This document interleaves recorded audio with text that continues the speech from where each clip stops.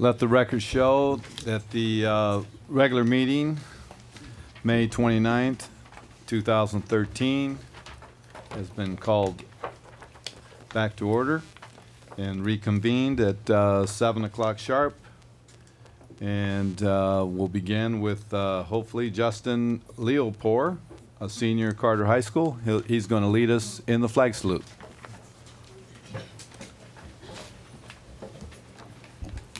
Well, since everybody's standing, place your right hand over your heart, please. Thank you, President Ayala, for calling me up. Ready? Begin. I pledge allegiance to the flag of the United States of America and to the republic for which it stands, one nation, under God, indivisible, with liberty and justice for all. Thank you.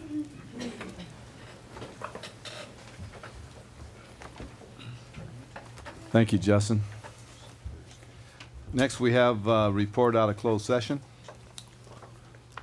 In closed session, the board took action to terminate certificated employee number 1487723 pursuant to Education Code Section 44836 and directed the administration to send appropriate notices to the employee and to the California Commission on Teacher Credentialing.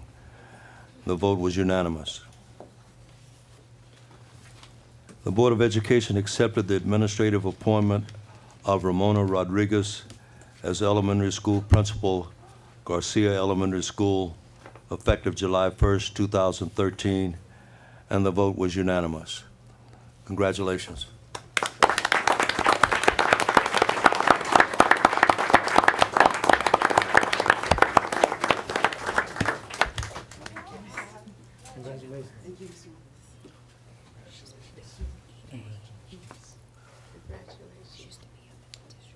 Very deserving.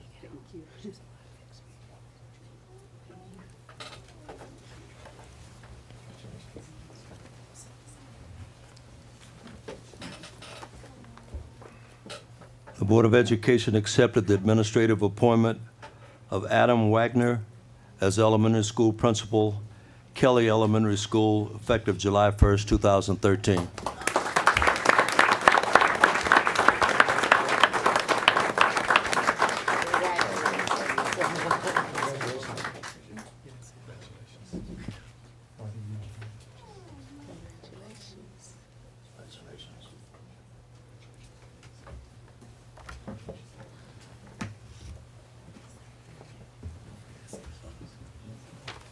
The vote was unanimous. I apologize. The Board of Education accepted the administrative appointment of Carolyn Idy as middle school principal, Cove Middle School, effective July 1st, 2013. And the vote was unanimous.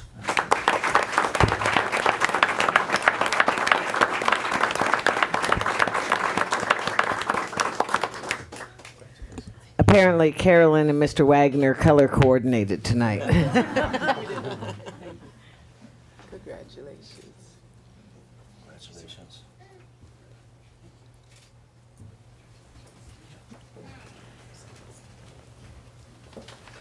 I'm going to ask our Director of Elementary Education to come forward and read assignments, new assignments for 2013-14 elementary schools. Good evening, Board, Dr. Seabram, Cabinet, and Community. We have the following assignments. For Bemis Elementary, Danielle Osanduaguike. For Casey Elementary, Mr. George Bennett. For Dunn Elementary, Fernando Navarrete. For Fitzgerald Elementary, Linda Miner. For Cordiac Elementary, Chantel Anderson. And for Werner Elementary, Sherlyn Scott. Thank you.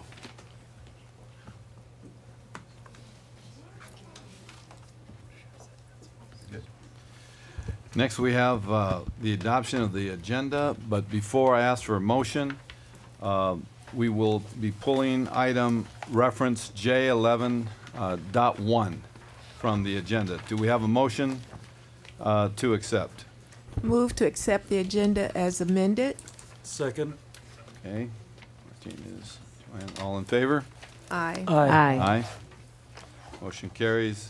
agenda is adopted.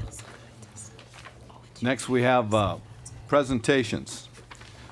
This is a big one here, folks. We have recognition of scholarship recipients from Rialto Unified School District.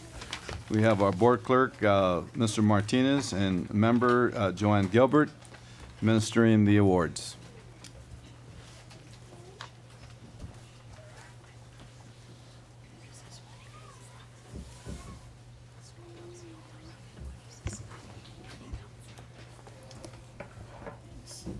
Good evening, audience and television audience.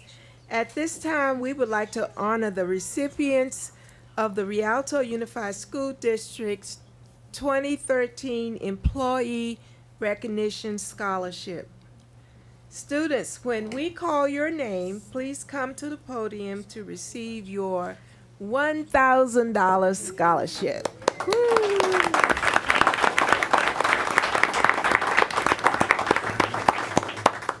And the first person is Sierra A. Andrew. Congratulations. Now, what school are you?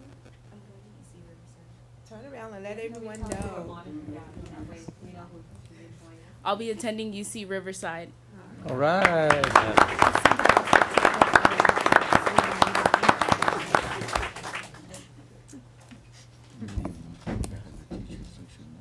I'm married, 44 years. I can follow directions. Okay, Alejandra Marquez, please come up and join us.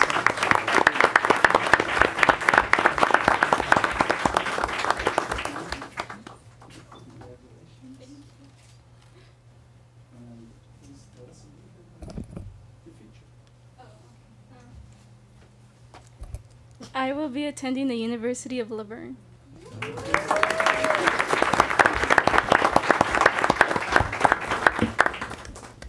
Our next recipient is Nia Bush.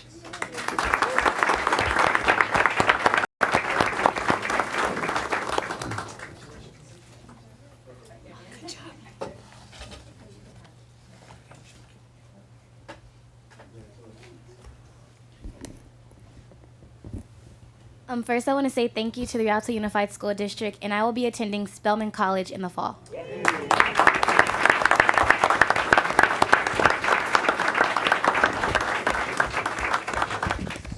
Thank you, Ms. Gilbert. And Casey McCreary, please join us. Casey looks a little. Mom is accepting.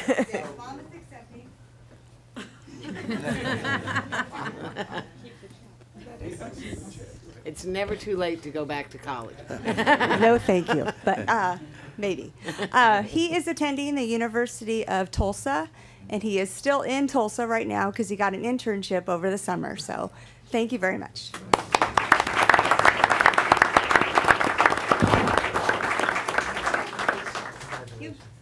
Our next recipient is Thomas C. Fitzpatrick.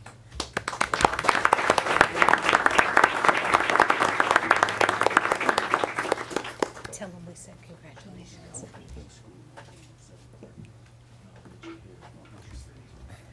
I'm attending UC Berkeley.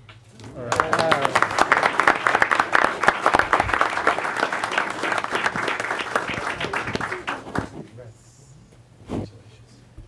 And Morgan E. Montez, please join us.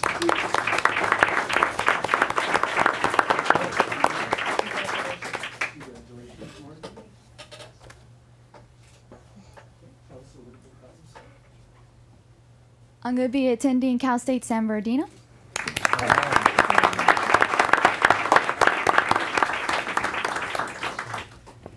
Justin Lepore.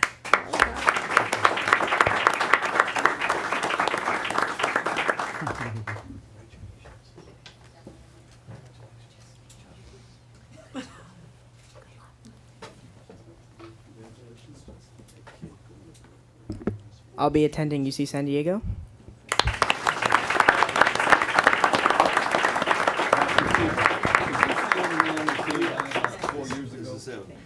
Congratulations. First one. Congratulations.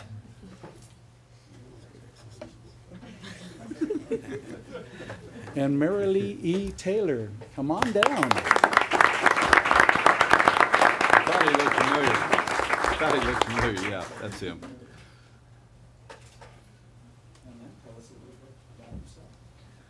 I'll be attending Cal State San Bernardino.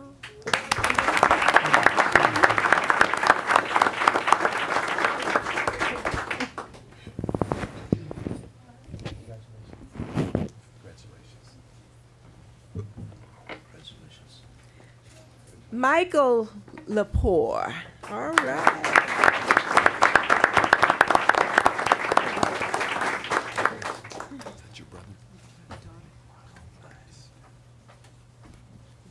This is my third year at Cal Poly Pomona.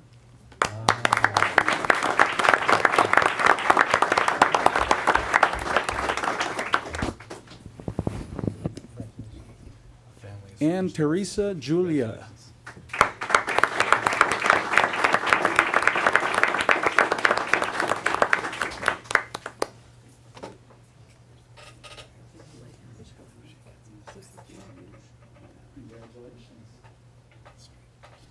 Thank you so much, and I will be attending UCLA.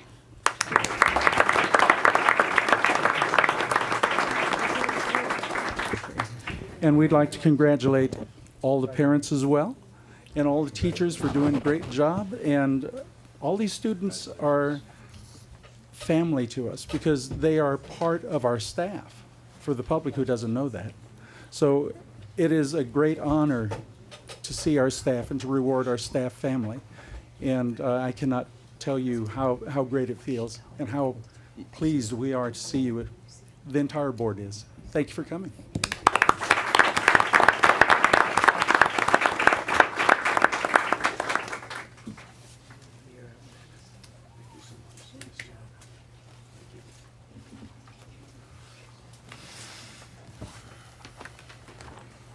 More awards coming up. Next, we have Key to the District. It is the highest honor that we bestow upon a staff member here at the district. And presenting will be Vice President Montes. Thank you, President Ayala.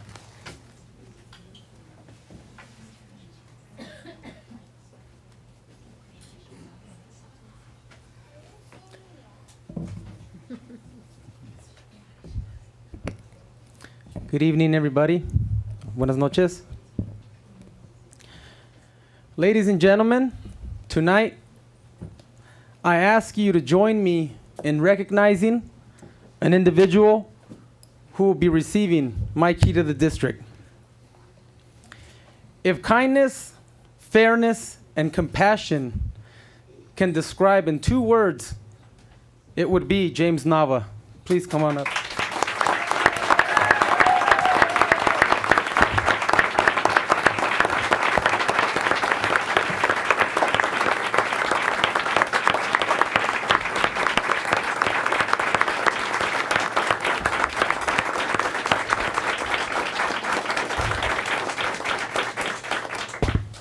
All of them are here for you? Wow. Wow. I would invite you all up over here, but then the podium's going to get covered. And wow, it's awesome.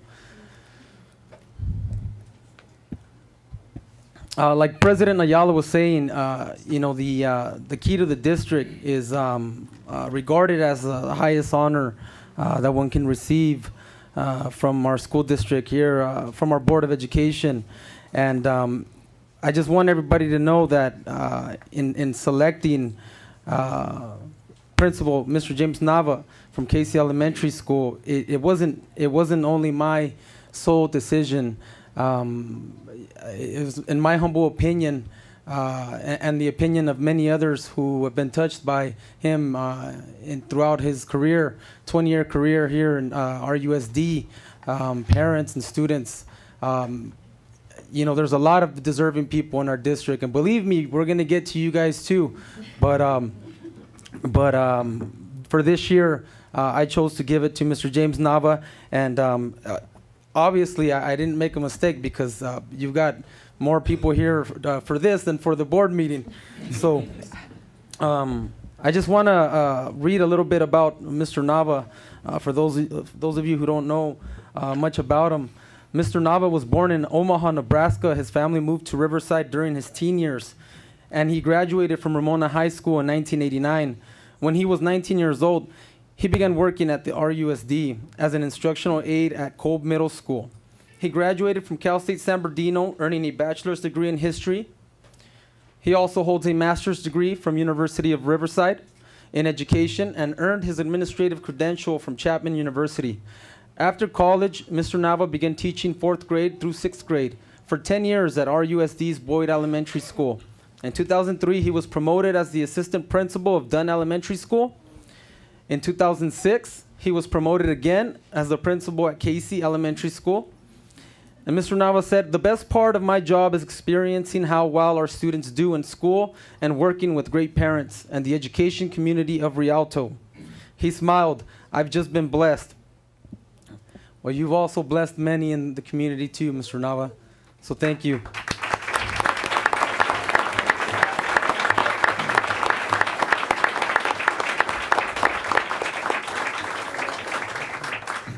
Mr. Nava is married to Alma, who is a 2nd grade teacher at Dunn Elementary School. The couple have a 13-year-old son, James II, who will be an 8th grade student at J. Hugh Middle School next year, and a 10-year-old daughter, Angela, who is a student at Casey Elementary. On his spare time, Mr. Nava enjoys reading, competitive sports, and has a passion for jiu-jitsu, a martial arts and combat sport focused on ground grappling. Jiu-jitsu also masters in self-help techniques through mental and physical strengths. About 4 years ago, Mr. Nava began offering jiu-jitsu classes to students in the Rialto Unified School District after school on Casey Elementary School campus. And let me just tell you guys a little bit about the jiu-jitsu and martial arts training that Mr. Nava has offered basically for free to the kids in our community. Can we have some of them come up, please?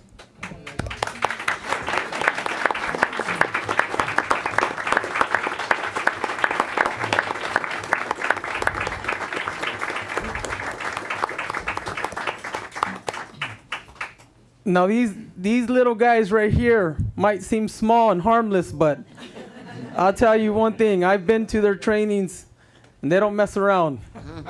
They will flip you upside down in a heartbeat. That's good. Mr. Nava said, "I've been in boxing and involved in the martial arts since I was 8 years old. What I truly enjoy about martial arts is the opportunity it offers to better oneself. Our students have learned to control anger and think before they react." Is that true, guys? Good job. Good job. Parents have observed a positive change in their children. I've had parents come up and thank me for helping their kids, said Mr. Nava, raising their grades, because through this jiu-jitsu program, their children understand self-motivation and self-respect. It is not for everyone, but what it does for those who enter the program is wonderful. For more than 2 decades, Mr. Nava has served as an outstanding educator and leader in the Rialto Unified School District. Mr. Nava is what the essence of Rialto Unified School District should embed: integrity, humility, the knowledge and compassion to move a community towards the right educational path. Mr. Nava, I thank you, thank you, thank you, and I am proud to hand you my 2012-2013 key of the district.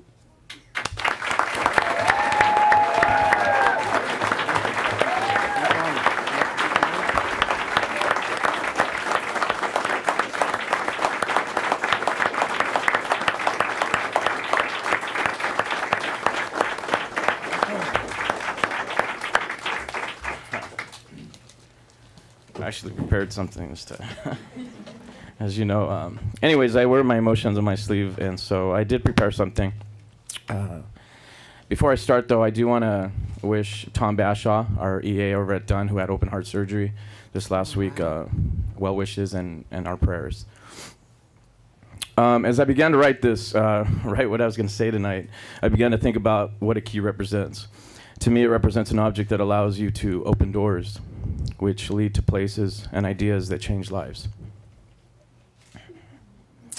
I am humbled and honored to receive the key to the district this evening. I truly believe that I am here tonight because of those who have taught me, led me, believed in me, and loved me. There are not many opportunities you get in life to publicly thank people who have made a difference, not only in your life, but in so many others. So I'm going to take full advantage of this opportunity to thank those who have opened the doors for me. I want to thank the superintendent and the Board of Education for allowing me to lead Casey for the last 7 years. It's a wonderful experience. Casey community, parents, kids. Parents, thank you for trusting me with your kids and for all the love and support you're showing me. Casey teachers, which we have a lot here tonight. Thank you for allowing me to lead you and for doing everything you can to make the children in Rialto just that much better. To my front office staff, Natalie, Erica, Luce, and Maria, you're just absolutely the best. They take care of me, they feed me, they tell me to be quiet at times, but they're always there for me, and you are just absolutely the best. To my assistant principal, Joanna Cuellar, who's been with me for the last 4 years. Thank you for supporting me and being there through the tough and always supporting my vision and what I do at Casey. To all the principals and school administrators, I hope I'm representing you in a positive light tonight. There is no better group of administrators anywhere. I respect and admire you all. To David Culberhouse, Dan Sosa.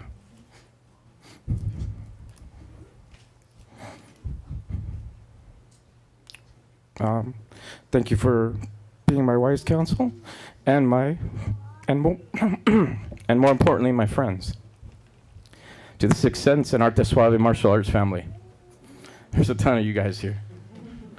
And our motto is one team, one team, one family. And that's what you are to me. Coach Carlos, Master Eric, Officer McNay, thank you for what you do. To teachers and mentors that I've had in my life. Dr. Lenny Fields, history professor. I don't know where he's at right now, but awesome educator. Meg Valaket, who used to be a principal here in this district, who showed me how to be a good principal. My wrestling coach, Coach Banham, who believed in me.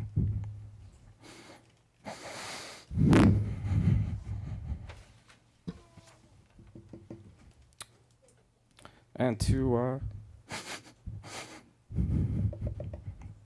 Jose Chuy Moreno, who is my boxing coach. Rest in peace. Most valuable thing he taught me was the most valuable thing in this world is your word, and the two most important titles are father and friend. To my two best friends, Wilson Cuellar and Pedro Castañeda. To my family, my in-laws, everybody who's here, sister-in-laws, brother-in-laws. I got a big family, so if you don't watch them, they're gonna make a barbecue. To my dad, who I know is watching. I love you, Pops. To my mom, who's here tonight. I love you very much, Mom. She's the toughest, most caring lady I'll ever meet. To my kids, Angela and James, who I'm very proud of and I love very much. And to my wife, Alma, I love you with all my soul. Thank you for always being there. I truly believe that people can only have two effects in this world and in the lives of people. And those effects can be either positive or negative. I challenge you to take the positive path and make this an awesome world for our children. Thank you.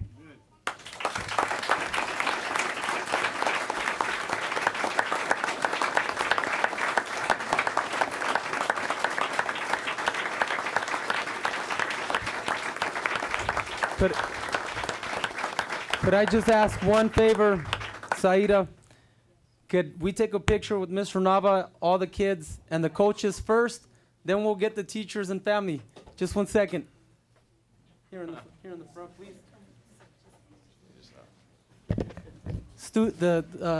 The students and the coaches.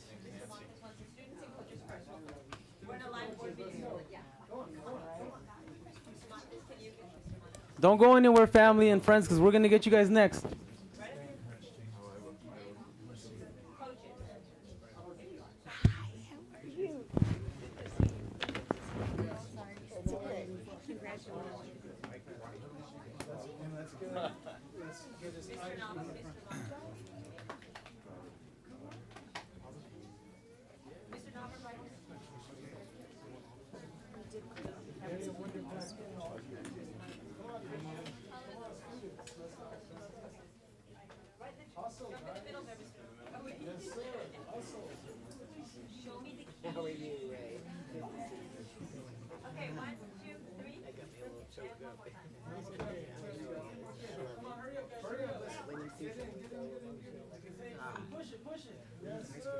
Did you?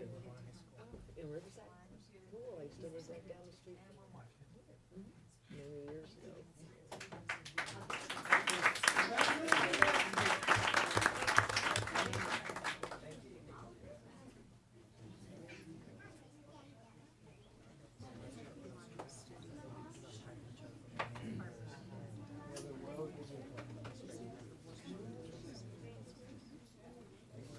That's so cool.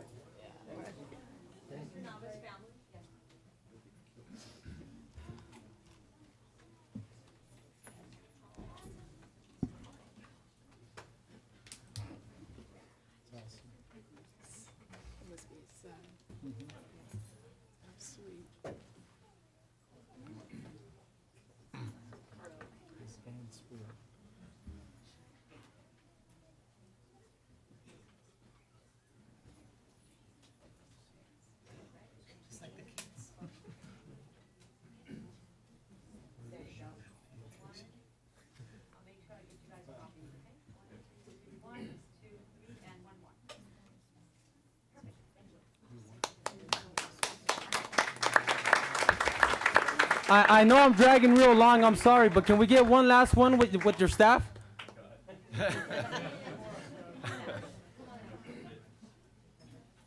Look at those beautiful babies.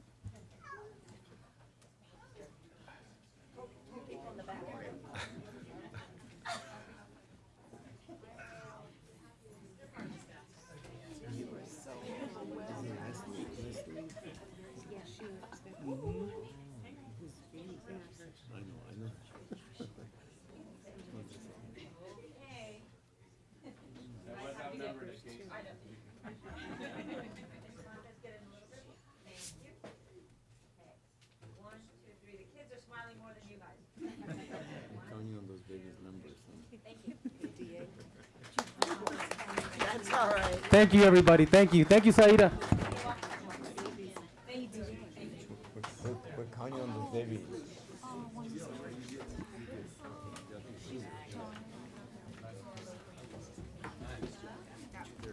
Well done. Yep. Thank you.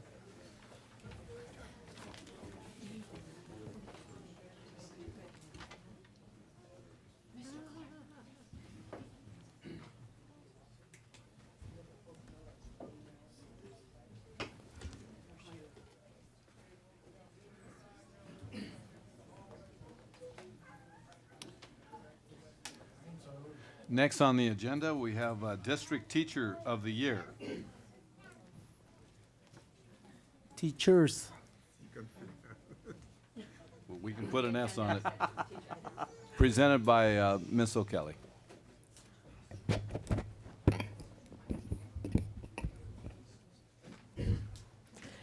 Well, good evening, and congratulations to Mr. Nava. He's very, very deserving. The Rialto Unified School District selected its 2012-2013 Teachers of the Year from the elementary, middle school, and high school levels. There was a lot of thought put into this award. We solicited the assistance of our school sites and are now proud to share the results. Please join the Board of Education in honoring these top 3 Teachers of the Year. The first will be Mr. Dirk Apollonio, who is a 2nd grade teacher and a 9-year veteran of the RUSD.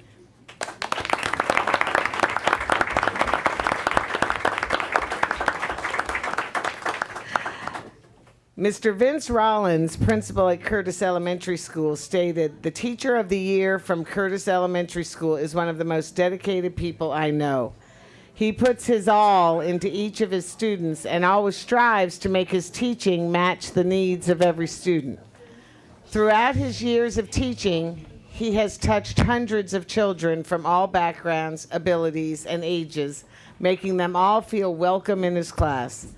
Our Teacher of the Year is a valuable and irreplaceable member of our team and has taken on multiple leadership roles since he has been with us. In addition, he has led various after-school and fundraising activities, such as selling snow cones,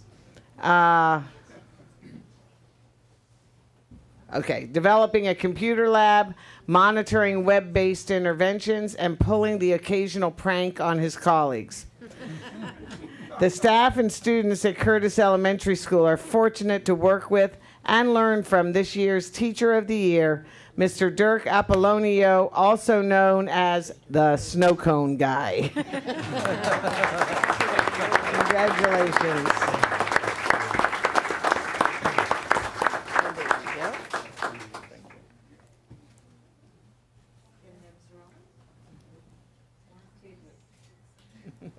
Congratulations.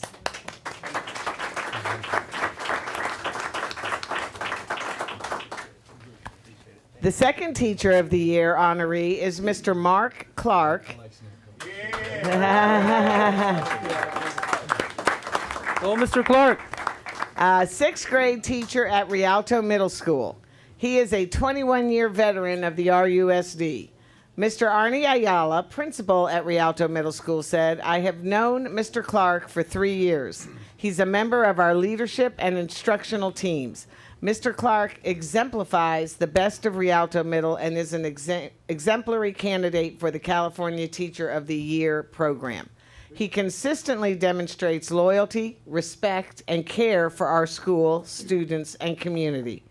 Mr. Clark has provided instruction in the areas of technology maintenance, content creation, and delivery.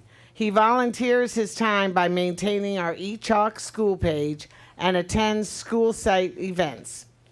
Mr. Clark's educational philosophy is inclusive, and he consistently demonstrates a unique interest for our school, district, and most importantly, our students. Mr. Clark brings experience as a teacher, academic coach, and most importantly, an instructional leader. Congratulations, Mr. Clark."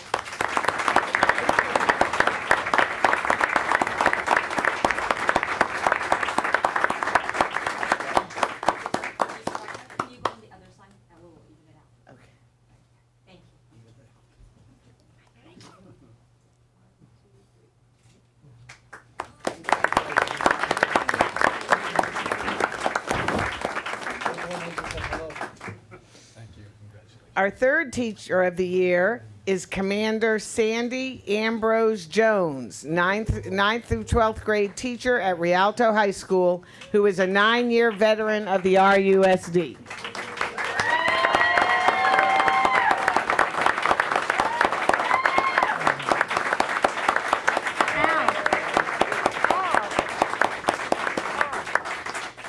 Mr. Al Castillo, principal at Rialto High School, said, "I have known Commander Jones for approximately 2 years, as he has been in charge of the NJROTC program at Rialto High School, where I have served as principal. During this time, I have found Commander Jones to not only be an outstanding teacher, but he is an exceptional human being in the sense that he has been a pillar of emotional support for students, staff, and parents beyond what is required of a teacher. As a teacher, Commander Jones has demonstrated that he engages students at the highest level. He influences students to embrace the core values of leadership. He employs a variety of strategies to motivate his students and to ensure that they understand the curriculum of an NJROTC program. And I can personally attest to the fantastic program they have at Rialto High School. The kids are outstanding, and the love they have for this gentleman is immense. Congratulations, Mr. Jones.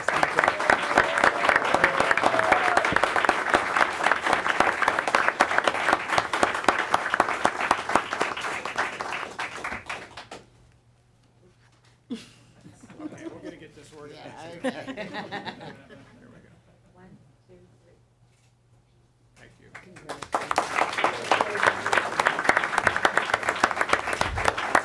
Thank you.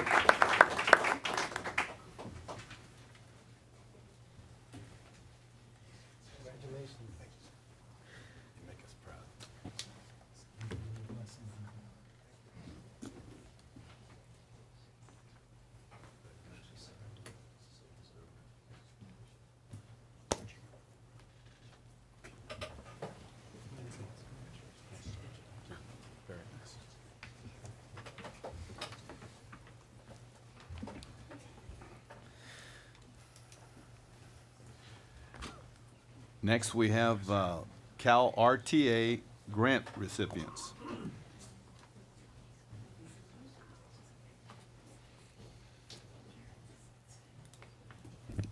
Good evening. I am Bill Breakmeyer, current president of Cal RTA Division 90, which represents the Fontana, Colton, and Rialto school districts.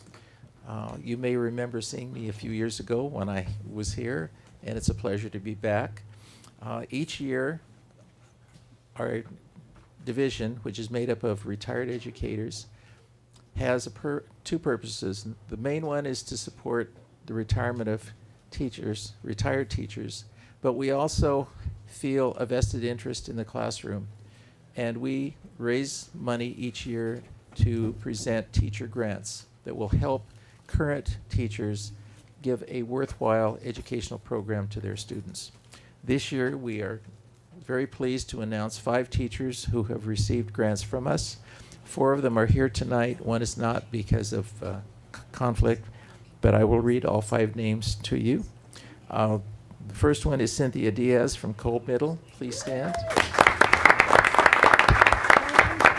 Elizabeth Haig from Werner Elementary. Got here. Daniel Cooch from Kolb Middle. Karen Steele from Bemis Elementary. And Tanya Williams from Frisbee Middle. These fine people wrote applications, told us how they were going to use the money, and then they're going to report back to us and tell us how this has benefited their educational program in the classroom. We want to thank the superintendent and the board. We want to thank the president. We want to thank the Rialto Teachers Association for allowing us to offer these teacher grants to people in the classrooms, because we know how tight money is, and we want to support education. We still love teaching and always will. So we'd like to also introduce our grant chair, Dale Van Camp, who is responsible for organizing all this. So, come on up.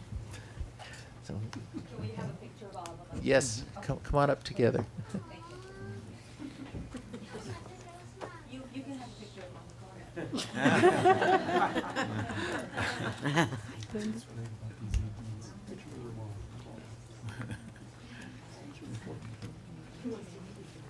We can get a little bit closer. One, two, three. Smile like the little one. Very nice, Aida.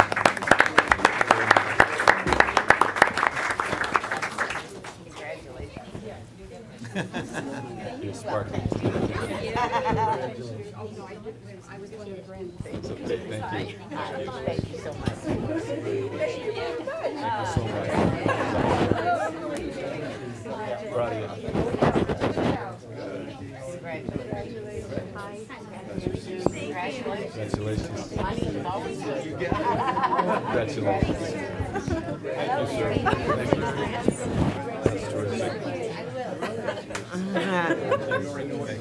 High five.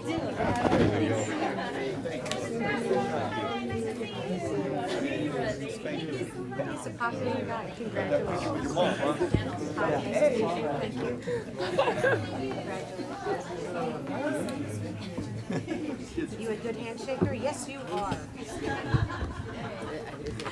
He wanted to do that. We might be moving on this one. I'm not sure. We got the screen down. Next we have the Governor's May revised budget update. Mohammed, do you want us to move or you want to stay up here? Okay.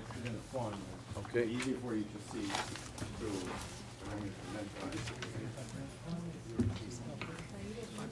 You saved your candy.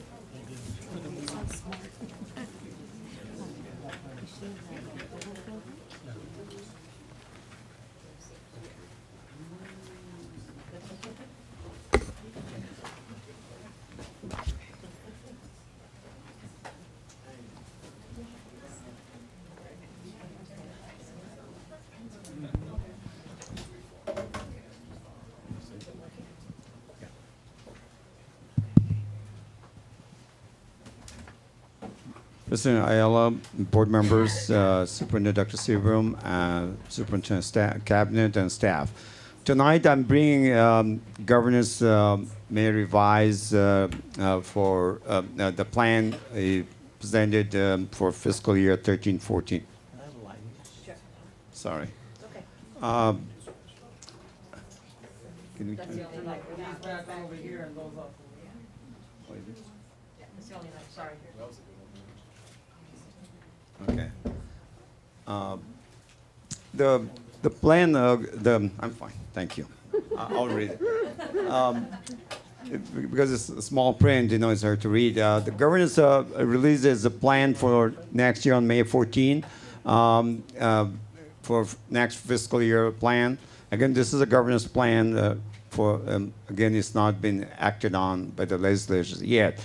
Part of the plan, Governor proposed a local control funding formula. It's called LCFF. This is a new reform, the governance plan to finance the school businesses. That's fine. Thank you. I'm good. I can read it. The part of the plan governance proposed, you recall the Proposition 30, which all we support to help the state fiscal conditions. That Proposition 30 will provide temporary funding for state and for us. I'm going to go fast. There's a lot of information on the slide. Governor proposed a COLA for next year of 1.56%, which is $106 per ADA, average daily attendance. But that number is undeficited, and I'll cover that, what that means. But that number still is lower than his proposals in January, which was 1.65%, which was $111 per ADA. So as you can see, next year plan is lower the COLA by a small fraction of the percentage. Special ed is proposed will fund it as COLA 1.56%. Deficit reductions, Governor proposed reduce the deficit from 22.272% to 18.997%. You're also going to fund the mandated block grant, which will be funded at $47 per ADA.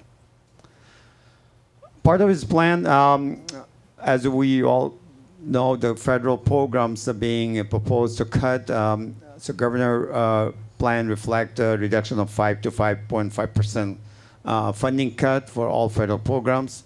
It was previously 5.9%.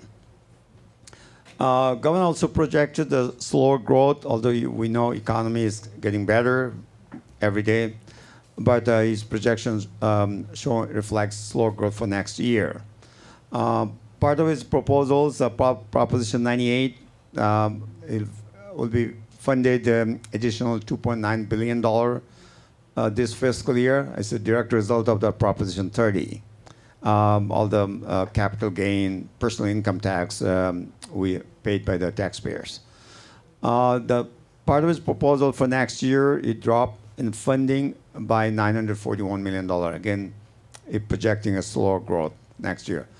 Deferral, he's going to propose to buy back $1.6 billion this fiscal year. And again, this is a direct result of Proposition 30. And next year, deferral buyback will be $900 million as he proposed. Part of his proposals is going to fund the common core funding by $1 billion, which is built as a part of Prop 98 funding. That will be $170 per ADF for Rialto Unified School District. We estimate $4.3 million. The funding we have to spend over 2 years, and that money primarily for implementation of Common Core. Part of the funding, Governor modifies proposals. As you recall, the adult education program supposed to be leaving us. Now it will be stay for another 2 years as of now.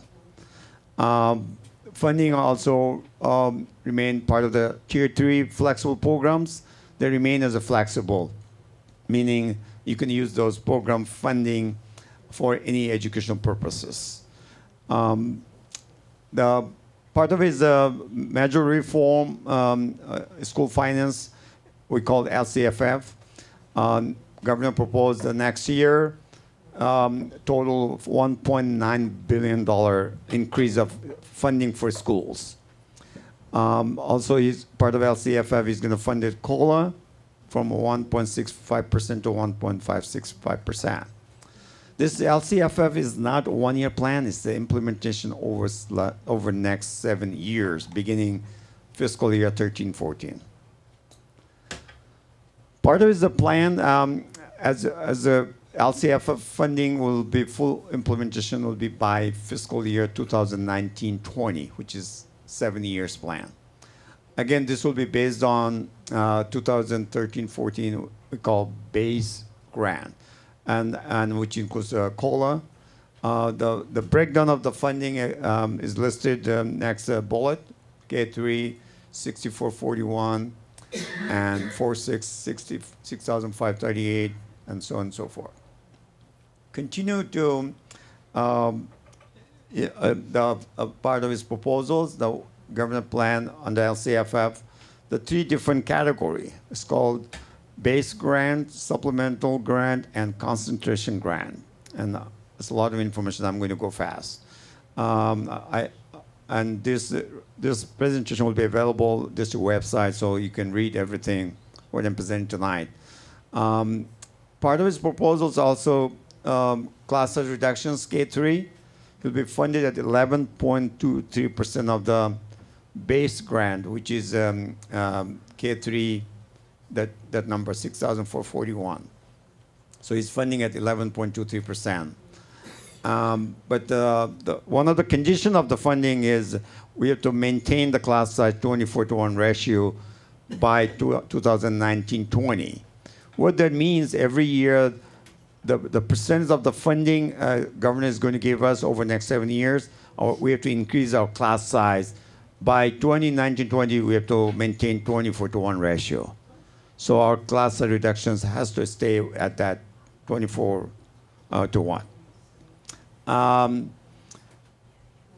Continue to the next slide.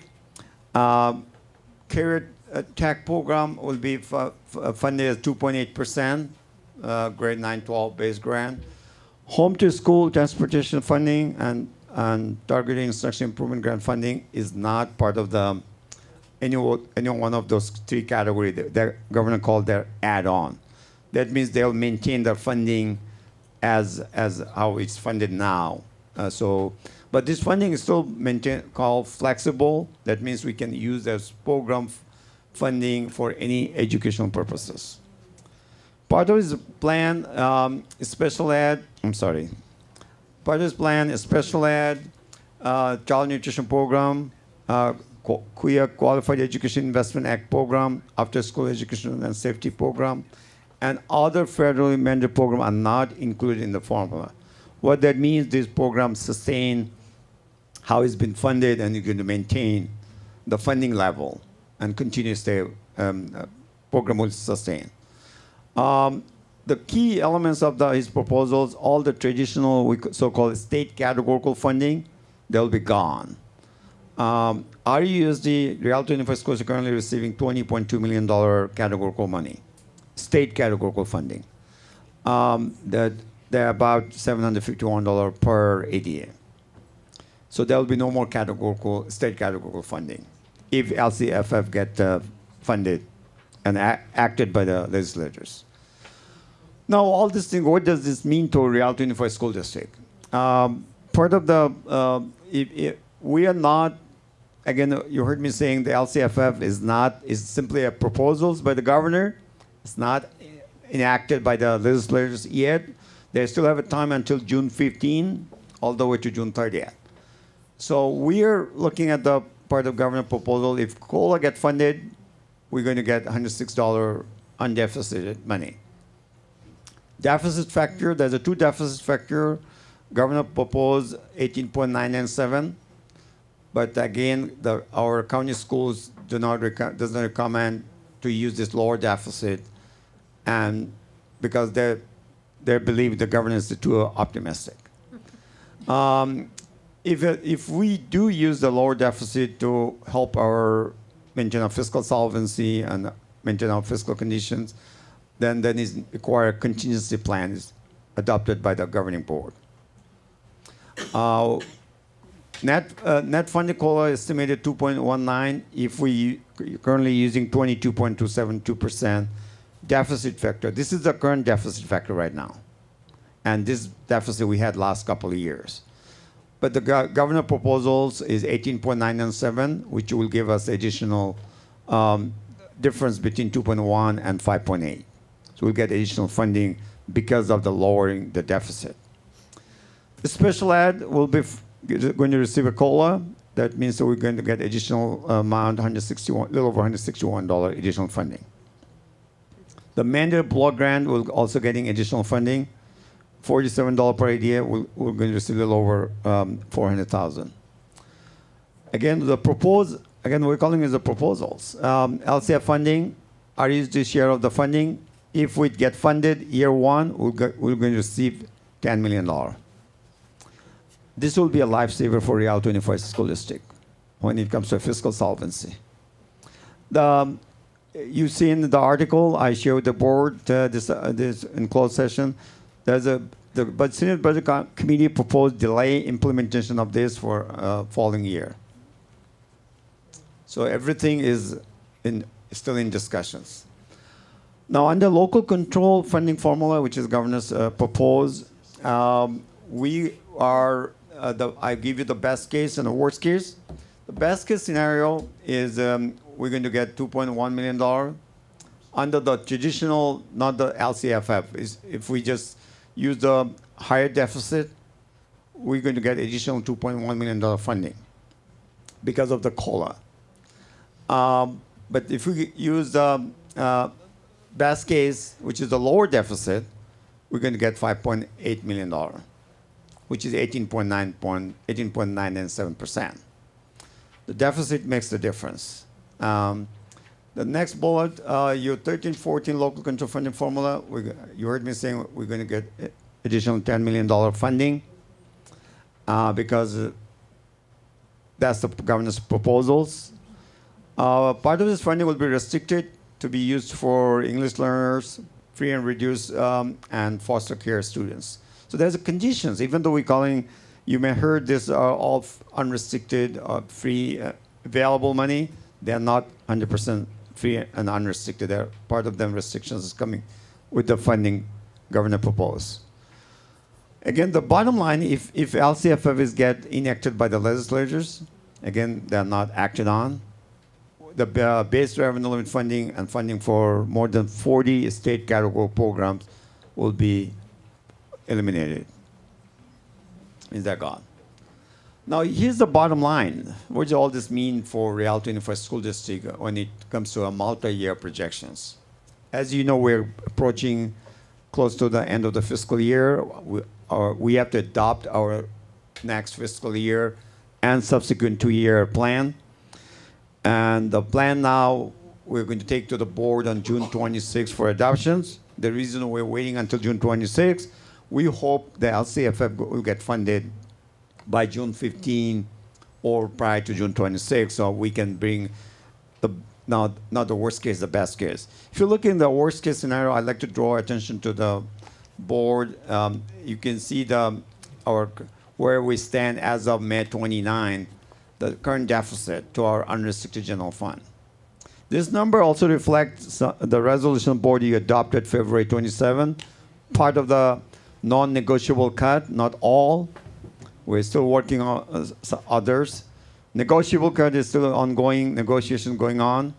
So this is our revised deficit. Some of you recall $10.2 million I presented in February. This number revised to now 12.8. It's a direct result of changes happen and other funding we lost, such as federal funding, medical reimbursement program.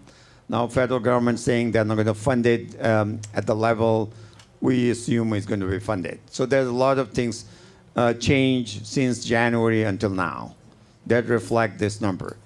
Continue to the right, if you look at the next year and year after, we have to present 3 years plan.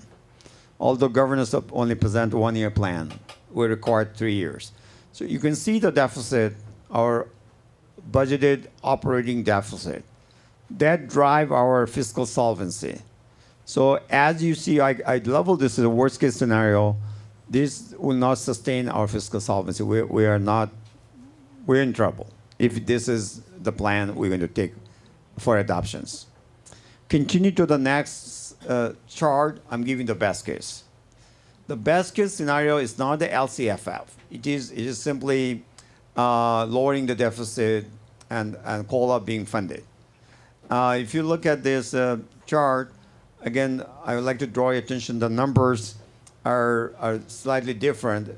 You can see that our deficit now reflect little over $7 million deficit. I'm sorry, am I reading the number right? And continue to the right, continue to the right.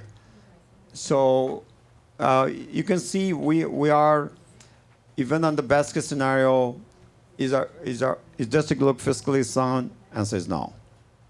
So you heard me saying LCFF is our lifesaver. This number does not reflect LCFF. I cannot build LCFF at this time because legislators did not act on it yet. It means it's simply a governance plan. And you heard me saying that there's a big three. It used to call big five at the state. There's a big three: governor, assembly, and senate. The senate proposed to defer 1 year. Assembly is supporting governance plan. So it's still, the dialogue is going on among these three big players. We don't know yet what's the final outcome until June 15 or later. So continue to, so I bring you report tonight simply what's the status as of today. These numbers are subject to change. Depends on how a state going to act it on, how legislators are going to play between now and end of June 30th. That's all I have. I'm open for discussion. Any issue, concerns you have? How much is our health care? I know it's 10%. What does that equate out to in money? It's close to $3 million. Again, this is an increased cost from this fiscal year to next fiscal year. Our premium went up, total increase is 9%. Our Kaiser alone premium is 10.4%. If you look at total increase is 9% from this fiscal year to next fiscal year. Yes.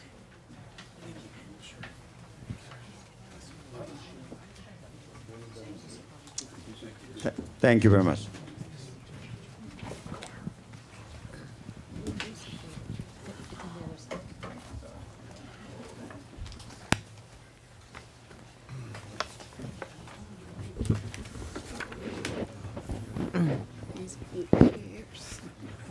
So Mohammed, is your best case scenario, you said that does not include the LCFF, right? That's correct. Is that so? Is the improvement in the numbers based on maintaining the cuts that were made, or?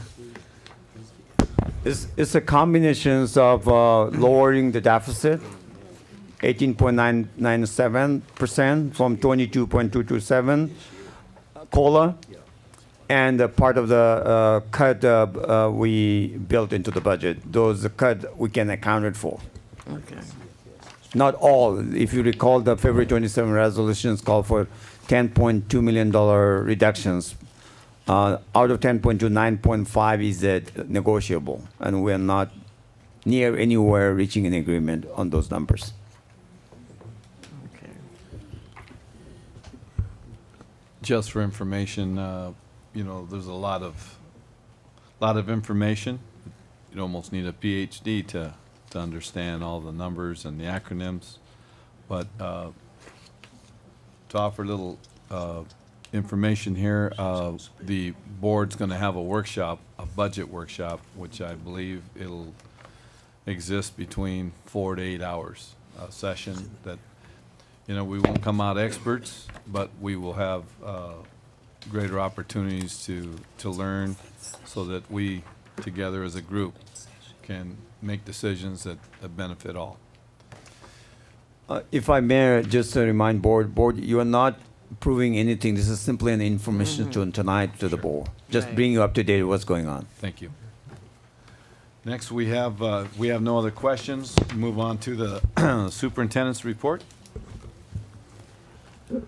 Last week, we lost one of our Rialto family in Curtis Winton.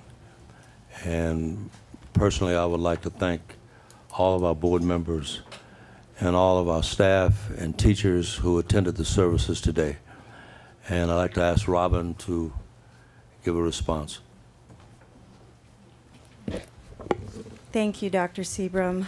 My name is Robin McIver Brown, Senior Director of Categorical Programs.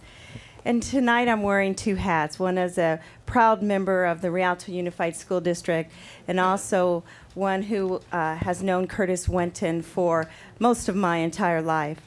And so I'd like to tell you, on behalf of the family of Curtis Winton, I would like to express a heartfelt thank you for all of the love and support that the district has shown during the time when the family needed it most. To the Board of Education, what can I say about all of you?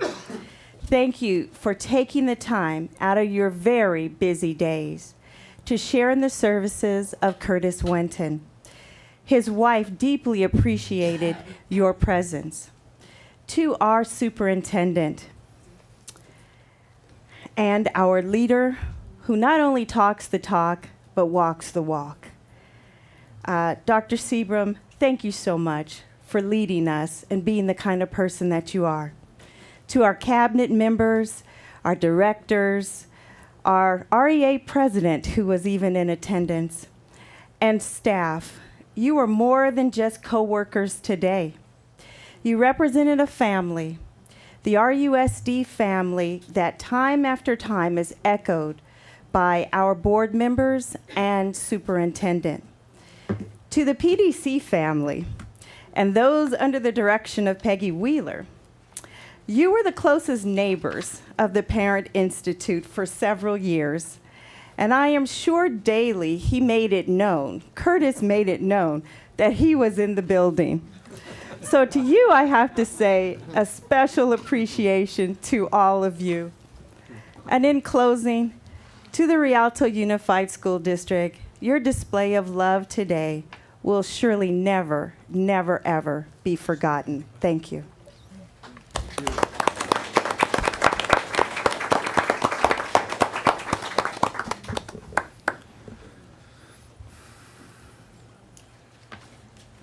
That's all, Joe.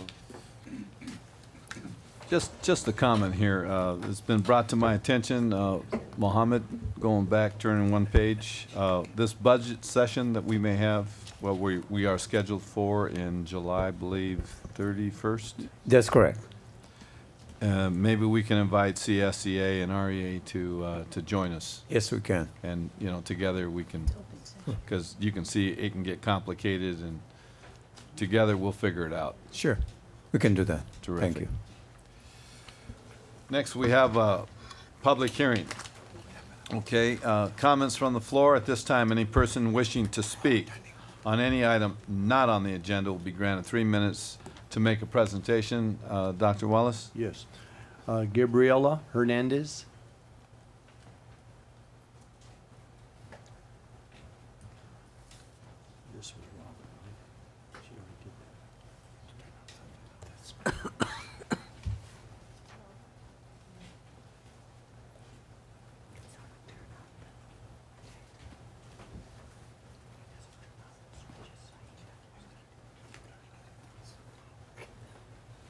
Good evening, superintendents, board members, viewing audience.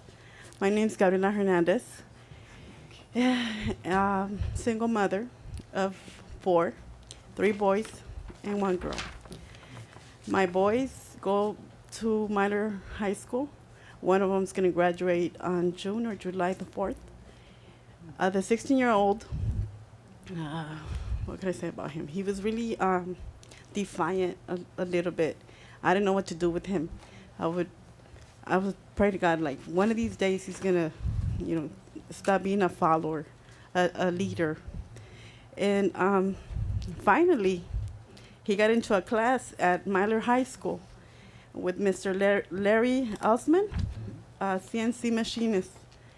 And it caught his attention, and he would come home and talk to me about what they would do. And I seen a big difference in him. Like, it got his attention to a point where he wanted to do something in his life. It got him motivated, and now right now he's doing sports as a boxing, boxing.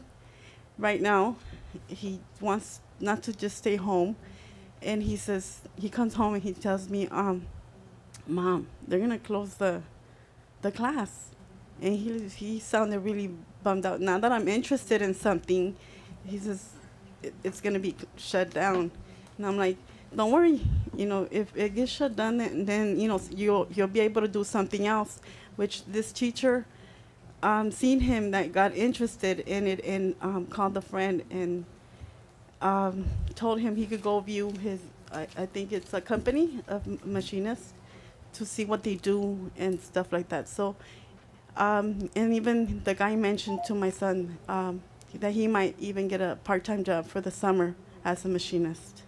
And it's made a big difference in his life, which, I would appreciate if you guys give it a thought and would keep it open, because just like it did a difference to my son, it will do a difference to other youngsters out there. And thank you. We thank you. Cheryl Decker.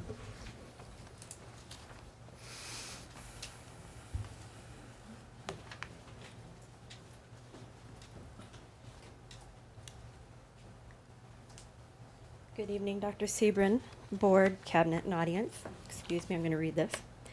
I first want to give my condolences to the Winton and RUSD families on the loss of Curtis Winton. He touched many in this community, and he's already missed. For Classified Week, we had a nice barbecue for our members. We thank you for the accommodations in the M&O yard. We plan to do it again next year. Teachers may be the heart of a school, but classified employees are the bolts that hold a school together. We do hope you find ways to save the jobs that support the foundation of education. Have a good evening. That is all. Is that it?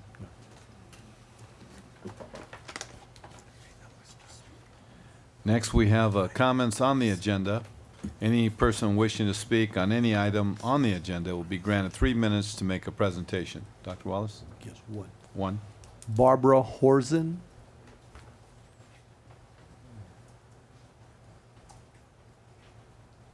Actually, I have two comments. One was off the agenda, one was on. So do I get double minutes? Good evening, Dr. Sebrin and board. I also was very touched by Curtis Winton and was on a lot of committees over the last several years, and he's going to be very missed. This is my 34th year as a parent in Unified Rialto District, raising 8 children. Friday becomes the last day of my last elementary days after all of this time, so I'm feeling perplexed. I'm here to say thank you to this school district for a wonderful special education program. Oftentimes people come and complain, but I'm here to praise. My little, 3 of my children are special ed children. I have had nothing but a team of people that have worked diligently helping meet the needs of my children, and I'm going to be very grateful for what this district has done to my family and my children. I especially want to thank Alex Gonzalez and Veronica Lazard-Smith, who have sent endless amounts of IEP hours for my children. Dave Farrell, because one of our children we moved from private school, we thought that was going to be a better choice, and it wasn't. Moved her to Frisbee. The best kept secret in this district is Frisbee Middle School, let me tell you. Mr. O, the principal, Ms. Jensen, Ms. Miller, Mr. Kadzo, one of the best RSP teachers I've ever encountered, and Mr. Florence, her counselor, has taken a child who I thought wasn't going to make it, and she is succeeding, and I'm going to be ever grateful to Frisbee. Hugh Banks Elementary School has had my son in RSP for the last year and a half.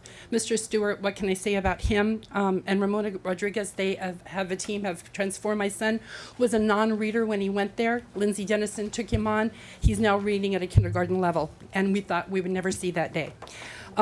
Also, Claudia Hernandez and Allison Hanna and Dave Farrell, 3 of the best school psychologists I've ever had the privilege of working with, so thank you. Thank you, district, for that. But then, when you talk about wonderful employees and you talk about funding, and then we talk about losing jobs. And as a parent for 34 years, I've seen this happen over and over and over again. I've seen great teachers get pink slipped and riffed, and we lose them. And we lose them because they don't know how they're going to make a house payment or where their jobs are going to come from, and they go to other districts. This board needs to look at an audit. $48 million deficit gone, trans borrowing, questionable contracts, fiscal accountability. I've talked to several of the board members, and 3 of you have supported the fact that you think we really need to look at an audit, and I'm really glad that you're supporting that. The other 2 I haven't had a chance to talk to. I do hope you also look at the fact that we need to find out what's happening, find better ways to spend. Just like if I don't balance my checkbook, my husband's on my back wanting to know where the money is. We need to do the same thing with the district. So I really want you to look at what we're doing, looking at audit, see where the money's going, see if something went wrong, and how we can fix it in the future. And again, I looked up the warrants online, $5 million worth of warrants in a 3-week period of time. I'm not really educated in warrants, but now I'm going to be. I want to know where $5 million is going in a 3-week period of time. Thank you very much.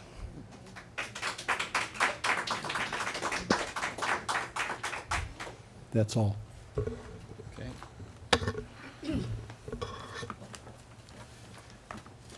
Glasses here, what did I do with them? There. Next, we have public hearing, notice of consideration of adoption of Tier 3 categorical program flexibility.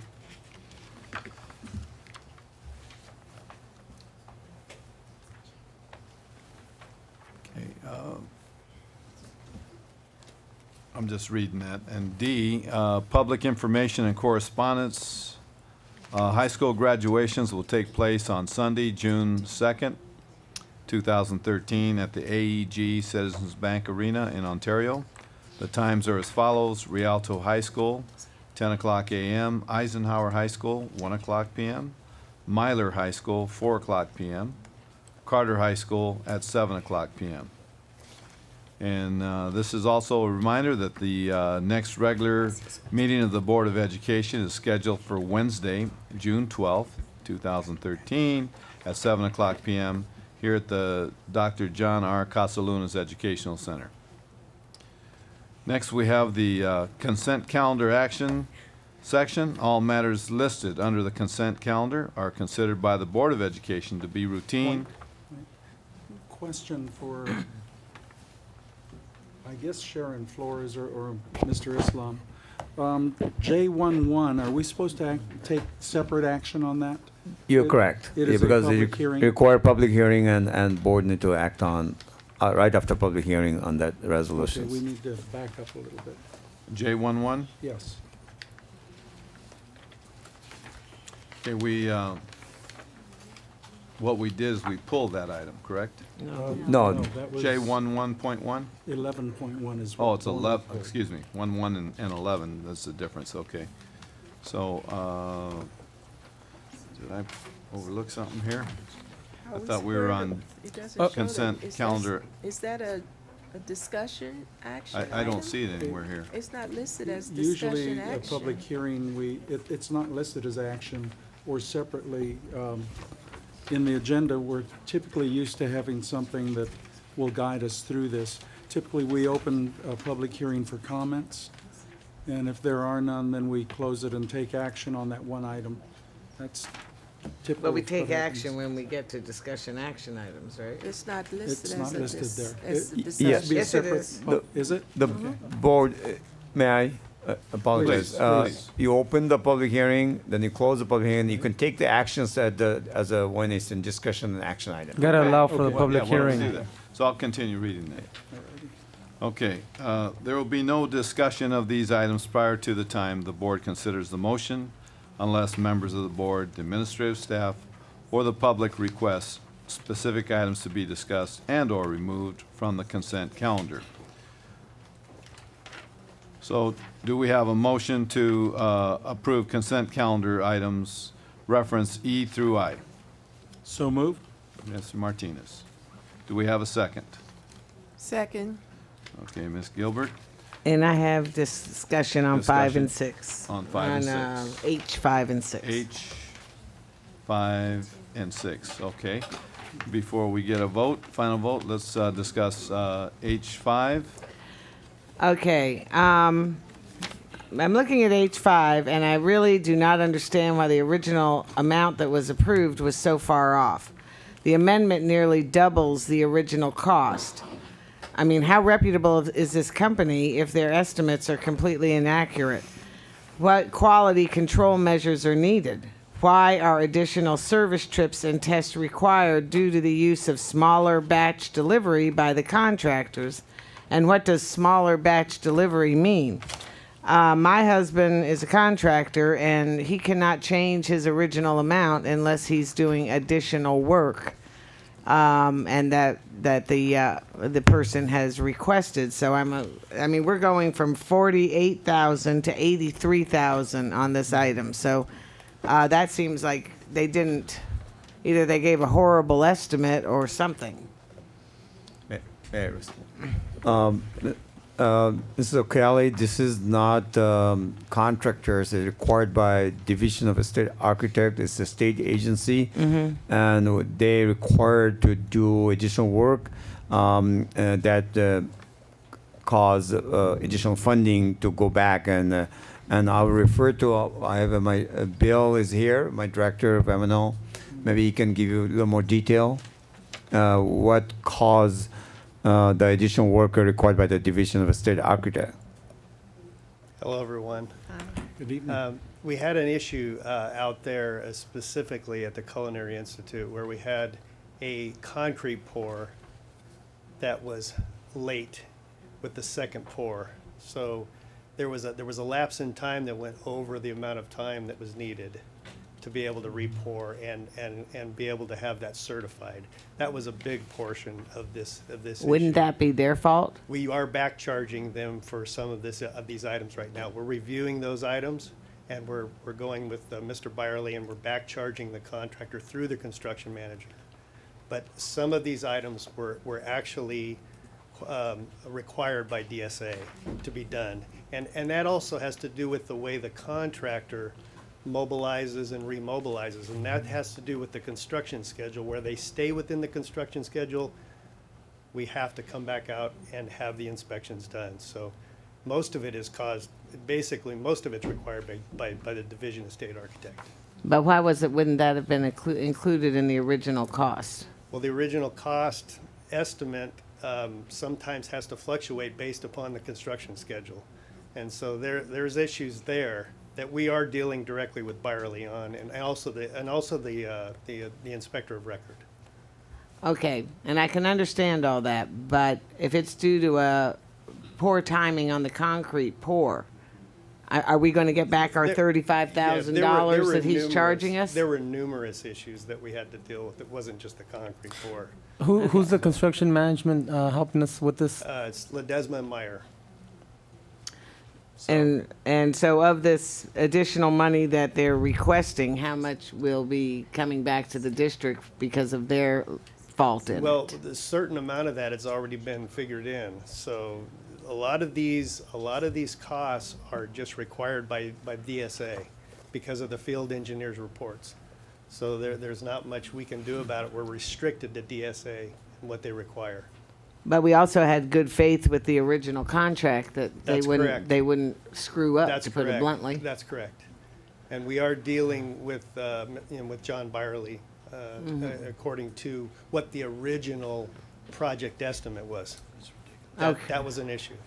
Well, we have the same thing in number 6, only now it's about the engineering academy, and they want another $13,000 there. That's What's correct. that story? That's correct. And there again, we had issues with the original contract amount for the original estimate, which we are dealing with John Byerly about too. So there's ongoing negotiation on that. But we have done many items of that was back charged back to the contractor through the construction manager. Okay, could I get some kind of detailed report of what the absolutely. additional work is We and do what have they're it. going to be charged for? We have that for you, board, yes. Okay, thank you, Bill. Absolutely. Okay. Thank you. Thank you. Okay, do we want to vote on these two separately, H5 and H6? I thought so. Okay, so why don't we come back and revisit H5, H6, vote on these separately, and we already have and let's amend that, the first and the second. Okay. Preferential vote by student member for E through I with the amendments, H5 and H6. Yea or nay? Nay. Okay. Okay, can we get a vote from board members? We have a first and a second. Excluding 5 and 6. Excluding 5 and 6. Okay. Aye. Aye. Aye. Aye. Okay. All right, so now let's go back to H5. Can I have, before we Sure. go on, I have another, I just Okay. had another question. How does this affect the development continuing, the construction? Is it Does time this- sensitive? Is it, yes, Yeah, thank is it you. time Is it time sensitive? It is as far as we want to stay on schedule to be able to close the project out, to be able to get It the is time building sensitive. basically grand opened and opened kids up. will- This is supposed to open for the next school year, right? That's the plan. Okay. If all goes well. Just If all so goes well. Just so I understand, when they have to do two pours for the same slab, when they don't get it timed correctly, it doesn't cure properly, and the quality of the concrete